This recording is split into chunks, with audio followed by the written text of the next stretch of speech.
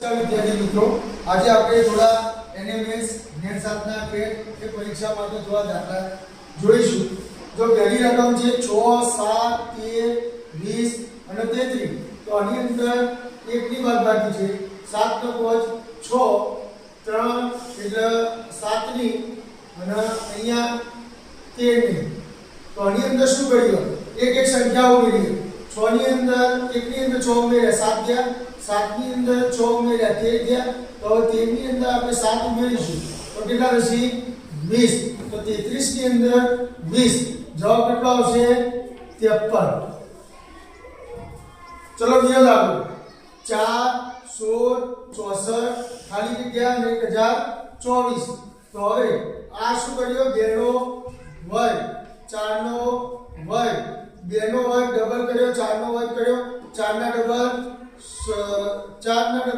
8, 8 નો વર્ગ, તો 8 ના ડબલ 16, 16 નો વર્ગ કેટલો થાય? 256. કેટલો થાય? 256. હવે 16 ના ડબલ કર્યા 32, 32 નો વર્ગ કેટલો થાય? 1024. ચલો એટલે આપણો જવાબ આવશે 256. ત્રીજો દાખલો આ પ્રકારની આકૃતિ આપેલી છે, સામસામે રકમો આપેલી છે.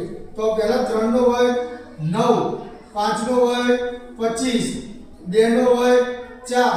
તો અહીંયા 9 નો વર્ગ કેટલો થશે? 81. દરેકના વર્ગ લીધેલા છે. જો એક આ રીતની આકૃતિ આપેલી છે, તેની અંદર વચ્ચે સંખ્યા આપેલી, આજુબાજુ સંખ્યા આપેલી. તો શું કરીએ? 4 પંચા 20, આ બેનો 20, 3 નું 6, 20 + 6, 26 જવાબ આવી ગયો છે. 8 32, 6 પંચો 30, 62 જવાબ આવી ગયો. તો આમાં શું કરીશું? એટલે જવાબ પૂછ્યો તો 8 તરી 24, 7 પંચા 35, 9 59. કેટલો જવાબ આવશે? 59. ઓકે.